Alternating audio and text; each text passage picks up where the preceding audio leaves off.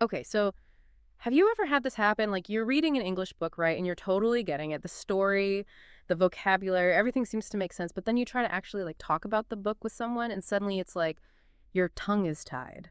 You know what I mean? Oh, yeah, absolutely. I think a lot of English learners experience that. It's like there's this disconnect between being able to read and understand and then actually producing spoken English, Hmm. right? It can be super frustrating. Yeah, totally. And that's exactly what we're diving into today. This whole idea of using reading to boost your speaking fluency. You can understand a ton of written English, but still feel stuck when it comes to actually speaking. So we're going to explore some strategies to bridge that gap. And our main source for this deep dive is this really helpful YouTube video I found. It's called English Reading Practice to Be More Fluent, Proven Steps for Success. Sounds promising. Yeah. I've seen that video myself and it's packed with useful tips.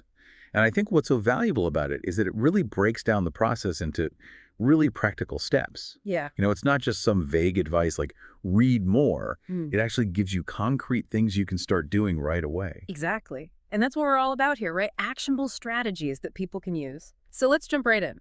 The video starts by talking about the different ways we tend to read. And it makes this really interesting distinction between two main types of reading. Right. Like on the one hand, you have the way most of us read for pleasure. Right. You just want to get lost in the story or the information. You're not necessarily stopping to analyze every single word or sentence. Yeah, you're just enjoying the flow, right? Like when I'm reading a good novel, I'm not thinking about grammar rules. I'm just caught up in the world the author has created, Yeah, you know? exactly. And the video calls this reading for enjoyment. It's about the natural absorption of language. Your primary goal is just to understand the overall message, and you kind of pick up new vocabulary and grammar along the way. Right? Like it's almost like osmosis. Right. You're just being exposed to the language and it's seeping into your brain without you even really trying. Uh-huh. Yeah, kind of. And then there's the other type of reading, which is much more intentional and focused. This is when you're reading specifically to learn, and that's when you might slow down, pay closer attention to new words or grammar structures, and maybe even take notes. Right. This is like when I'm reading something for work or for research. I'm not just skimming it. I'm really trying to dig in and understand the nuances? Exactly. And the video calls this reading to learn. And what's really interesting is that it emphasizes that both types of reading are valuable and can actually complement each other. Hmm. There are times when you just want to get lost in a good book, and that's totally fine.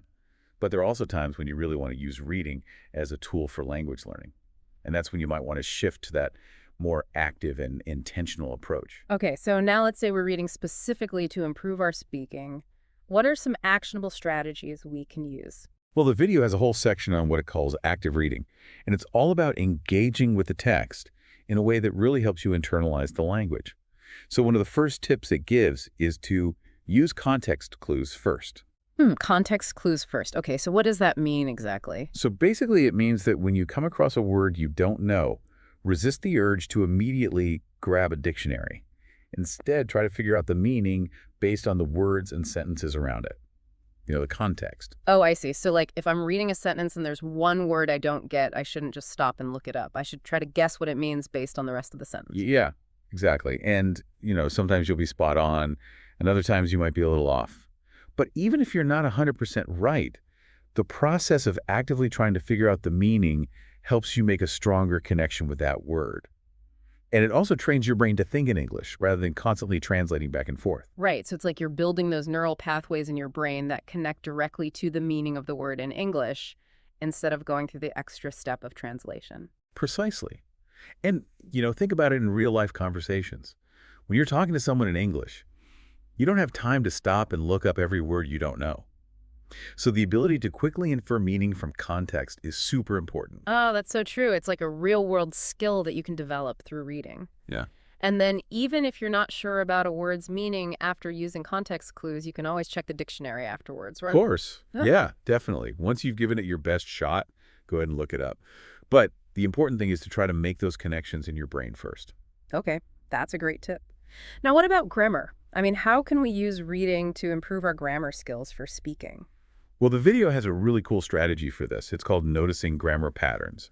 And it's kind of a mindset shift. Instead of just trying to memorize all these grammar rules, which can be super boring and overwhelming, the idea is to start paying attention to how native speakers actually use grammar in real-life contexts. Oh, that's interesting. So how do we actually do that? So as you're reading, try to notice things like how time expressions are used, like yesterday, last week, next month, and pay attention to the prepositions and verb tenses that typically go with them. You can also look for patterns in how connecting words are used, like however, because, although, and see how they link different ideas within a sentence. So it's not just about learning the rules in isolation, it's about seeing how those rules play out in real examples of spoken and written English. Yeah, exactly. Mhm. And by noticing these patterns over and over again, you start to internalize them. And eventually you'll find yourself using them more naturally and effortlessly in your own speaking. That makes sense. It's like anything else, the more you practice, the better you get. And reading can be such a great way to passively absorb those patterns. Absolutely. Now, another really important point the video makes is about active note-taking. A lot of people highlight words or phrases as they read, but the video suggests taking it a step further and actually writing things down in a notebook. Oh, yeah. I'm definitely guilty of the highlighter explosion method. My books end up looking like rainbows. But I can see how actually writing things down could be more effective. Right, because it forces you to engage with the material more actively. And the video specifically recommends writing down the entire sentence where you encountered the word or phrase, Mm-hmm. not just the word or phrase in isolation. Oh, that's a great idea. Because then you see it in its natural habitat. You get a sense of how it's actually used in a sentence. Exactly. And then when you review your notes later on, you're not just looking at a list of random words, you're seeing them in context. Mm. And that makes a huge difference in terms of remembering them and being able to use them yourself. Okay, I'm totally on board with that. Yeah. So we've got context clues first, noticing grammar patterns, and active note-taking. Are there any other strategies for active reading? Yes, the video recommends trying prediction before reading. It's a simple but really effective technique. Okay, so what does that involve? So basically, before you start reading a new chapter or section, just pause for a moment and try to predict what it might be about based on the title, the headings, or maybe the first few sentences. Oh, I see. So like if the chapter is called The Mystery of the Missing Jewels, I might predict that it's going to be about, someone trying to find some stolen jewels or something. Uh-huh. Yeah, exactly. And it doesn't have to be a super detailed prediction, just a general idea of what you think the chapter or section will cover. And how does that help with speaking? Well, it activates your existing vocabulary related to that topic. So your brain is already primed to think about those ideas and to use those words. And it also helps you stay more engaged with the material. You're not just passively reading. You're actively trying to figure things out. I like that. It turns reading into more of a game almost. You're making predictions and then seeing if you were right. Exactly. And then after you finish reading, you can ask yourself some follow-up questions like, was my prediction accurate? What new words or ideas did I learn? And can I explain what happened in my own words? Right. So you're really pushing yourself to go beyond just understanding the surface level and to really think critically about the material. Precisely. Yeah. And that kind of critical thinking is super valuable for speaking because it helps you develop the ability to express your own thoughts and ideas in a clear and concise way. Okay, we've covered a lot of ground here in terms of active reading. But now let's talk about the actual speaking part. How do we take all this knowledge and these skills we're developing through reading and actually put them into practice? Right. So now we're moving from language input to language output. And the video has some great tips for this too. One of the simplest but most effective techniques it suggests is reading aloud. Whoa, reading aloud. Yeah, that seems pretty straightforward. But why is it so helpful for speaking? Well, for one thing, it helps you improve your pronunciation. Mm-hmm. You're physically forming the sounds of the words, and you can hear how they're supposed to sound. And it also helps you develop a better sense of rhythm and intonation, the natural ups and downs of spoken English. Right, so it's not just about saying the words correctly. It's about saying them in a way that sounds natural and fluent. Exactly. And another big benefit of reading aloud is that it gets you more comfortable with the act of speaking itself. Yeah. For a lot of learners, speaking English out loud can feel really intimidating. Yeah. But the more you do it, the easier it becomes. Yeah, I think that's true for anything, right? The more you practice, the more confident you become. So how does the video recommend approaching reading aloud? It suggests starting with shorter passages, maybe a paragraph or two, and then you can gradually work your way up to longer sections. And it can also be really helpful to record yourself reading aloud and then listen back to the recording. That sounds a little scary. But I guess it could be really eye-opening, too.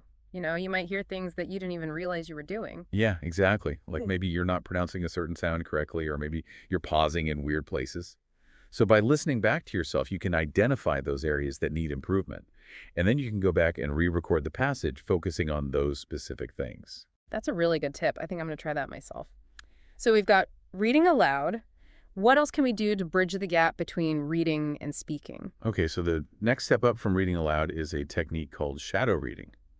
And this one is really cool. Oh, shadow reading. Okay, I've never heard of that before. What is it? So basically, it involves listening to an audio recording of someone speaking English while you follow along with the text. And then you try to imitate the speaker as closely as possible. You try to match their pronunciation, their intonation, their rhythm, everything. Wow, so it's like you're trying to become their voice almost. Haha, yeah, kind of. Hmm. And the video mentions 3 different levels of shadow reading. There's the beginner level, where you just listen and read silently to get familiar with the speaker's voice and the flow of the text. Okay, that sounds pretty manageable. Right. And then there's the intermediate level, where you actually whisper along with the speaker as you read. And then the most advanced level is to repeat what you hear at full volume, trying to stay just a fraction of a second behind the speaker. Oh, wow, that sounds like a real challenge. Like you have to be so on top of it. It is definitely challenging. Uh, But the video explains that it's incredibly effective for training your brain to process spoken English faster. And it also helps your own speech sound more natural and fluent because you're basically imitating a native speaker. I can see how that would be really helpful. It's like you're rewiring your brain to think and speak in English more automatically. Exactly. And the cool thing is you can choose any audio material you like. It Yeah. could be an audiobook, a podcast, a TED Talk, anything that interests you. Right. So it can even be something fun and entertaining, not just like boring language learning exercises. Absolutely. And, the more you enjoy the material, the more motivated you'll be to keep Yeah. practicing. And that's key for making real progress. Okay, so we've covered reading aloud and shadow reading. What are some other ways we can actively use speaking to solidify what we're learning through reading? The video highlights the importance of summarizing in your own words. So after you finish reading a chapter or a section, take a few minutes to just recap what you've learned. But don't just reread your notes or look back at the text. Try to do it from memory and in your own words. So it's like you're testing yourself to see if you really understand the material. Yeah, exactly. And it's also a great opportunity to practice using the new vocabulary and grammar you've encountered. Try to actively incorporate those things into your summary. Right. So it's not just about passively understanding, it's about actively producing the language. Precisely. And you can even take it a step further and try to explain the content to someone else. Even if it's just an imaginary listener, the act of explaining something out loud forces you to really think about it and to organize your thoughts in a way that makes sense. Oh, that's a really good point. I often find that when I try to explain something to someone else, it helps me understand it better myself. Absolutely. And don't worry about making mistakes. That's part of the learning process. Just focus on getting your message across and using the language as much as possible. Okay, so reading aloud, shadow reading, summarizing in your own words. Are there any other speaking strategies we should know about? Yes. The video emphasizes the importance of discussing what you read. And this is really the ultimate goal, right? To be able to use English to communicate with others about the things you're learning and the things you're interested in. Yeah, exactly. I mean, what's the point of learning a language if you can't actually use it to connect with people? Right. And the video gives some great suggestions for how to do this. Ideally, you would find a conversation partner who is also interested in the material you're reading. And you could talk about the story, the characters, the themes, whatever sparks your interest. Right. Or you can join an English book club. Yeah, that's another great option. And there are tons of book clubs out there, both online and in person. So you can definitely find one that fits your interests and your schedule. And even if you don't have a conversation partner or you're not ready to join a book club, you can still practice discussing what you read by yourself. You could imagine you're having a conversation with someone, or you could write down your thoughts and ideas in a journal. Yeah, those are all great ways to keep the language active in your mind. And the more you use it, the more natural and effortless it will become. Okay, so before we wrap things up, I wanted to touch on one more important point that the video mentions, and that is choosing the right reading material. Ah, yes, this is crucial. Yeah. You want to find material that is challenging enough to keep you engaged and learning, but not so difficult that it becomes frustrating and overwhelming. Right, because if it's too easy, you won't be learning anything new. And if it's too hard, you might give up before you even get started. Exactly. The video recommends aiming for material where you understand about 75% of the words and phrases. This means that you'll be encountering new vocabulary and grammar, but you'll still be able to follow the overall meaning without too much difficulty. That sounds like a good balance. So how do you know if something is at the right level for you? Well, you can start by reading a short excerpt or a sample chapter. and see how comfortable you feel with it. If you're constantly having to look up words or if you feel completely lost, then it's probably too difficult. Mm, But if you're able to understand most of it without too much effort, then it's probably a good fit. right. And it's okay to challenge yourself a little bit. You don't want to stay in your comfort zone forever. But you also don't want to set yourself up for failure. Exactly. And remember, the goal is to enjoy the process. Hmm? If you're dreading picking up a book, then that's probably not going to be very effective. So choose material that genuinely interests you and that you're excited to read. Awesome. Okay, so we've covered a ton of really helpful strategies today for using reading to improve speaking fluency. And I think the key takeaway here is that it's all about being active and intentional. You have to choose the right material. You have to engage with the text in a meaningful way. And you have to actively practice speaking the language. Absolutely. It's not a passive process. You have to put in the effort. But the rewards are definitely worth it. Being able to communicate confidently and fluently in English opens up so many doors, both personally and professionally. Totally. Okay, so as we wrap up this deep dive, I'd like to leave our listeners with a final thought-provoking question. As you think about your own English reading habits, what's one small but significant change you could make today to shift from passive absorption to more active engagement, with the goal of boosting your speaking confidence? Maybe it's trying out the context clues first strategy, or starting a reading journal, or even just committing to reading aloud for 5 minutes every day. That's a great question to ponder. Even small changes can make a big difference over time. Absolutely. Well said. So thank you so much for joining us on this deep dive into the world of reading and speaking, and would hope you found it helpful and inspiring. It's been a pleasure. Thank you for having me. And to all our listeners out there, happy reading and even happier speaking.